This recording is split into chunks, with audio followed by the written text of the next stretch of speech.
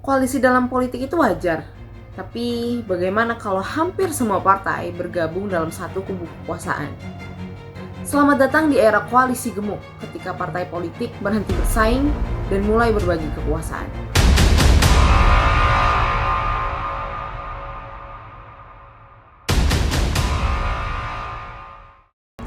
Setelah pemilu 2019, Presiden Jokowi kembali terpilih. Tapi yang mengejutkan bukan siapa yang menang, tapi siapa yang masuk kabinet. Lawan politiknya, Prabowo Subianto yang dulu bersaing keras dalam Pilpres, ditunjuk jadi Menteri Pertahanan. Partainya Gerindra resmi masuk jadi koalisi. Tak lama, PAN, Partai Demokrat, dan bahkan tokoh-tokoh dari lawan kubu ikut merapat. Akibatnya, dari 9 partai DPR, 7 berada di dalam koalisi pemerintahan dan hanya PKS yang tersisa sebagai oposisi. Fenomena koalisi gemuk ini dinamakan partai kartel. Menurut Richard Katz dan Peter Mayer, partai kartel adalah kondisi ketika partai-partai tidak lagi bersaing secara ideologis, tapi bersekongkol untuk membagi kekuasaan. Disinilah partai berubah, dari wakil rakyat menjadi manajer kekuasaan. Partai tak lagi cari suara rakyat, mereka cukup menjaga posisi, merapati penguasa, dan mengelola sumber daya negara. Lalu, apa bahayanya koalisi gemuk? Pertama, oposisi jadi lemah. DPR yang seharusnya mengawasi pemerintah justru jadi perpanjangan tangan kekuasaan.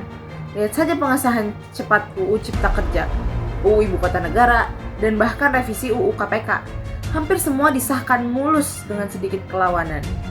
Kedua, politik jadi transaksional. Partai sibuk rebutan kursi menteri, jabatan, dan proyek. Padahal seharusnya mereka memperjuangkan ide, bukan posisi. Uniknya, koalisi besar juga membuat presiden tidak sepenuhnya berkuasa. Presiden seperti Jokowi yang bukan ketua umum partai harus berbagi pengaruh dengan ketua-ketua partai besar. Setiap kebijakan penting harus mempertimbangkan keseimbangan antar partai dalam koalisi. Jadi, bukan hanya rakyat yang harus puas, tapi juga para pemilik kendaraan politik. Demokrasi butuh kompetisi dan oposisi. Tanpa keduanya, rakyat kehilangan pilihan. Semua partai terlihat sama, ikut kekuasaan, ikut keputusan, dan ikut menikmati hasilnya. Demokrasi bisa jadi hanya prosedur tanpa semangat kontrol dan keberpihakan pada rakyat. Koalisi gemuk memang terlihat stabil, tapi apakah itu baik untuk demokrasi jangka panjang? Saat partai tak lagi memperjuangkan rakyat, kita harus bertanya, siapa sebenarnya yang mereka wakili?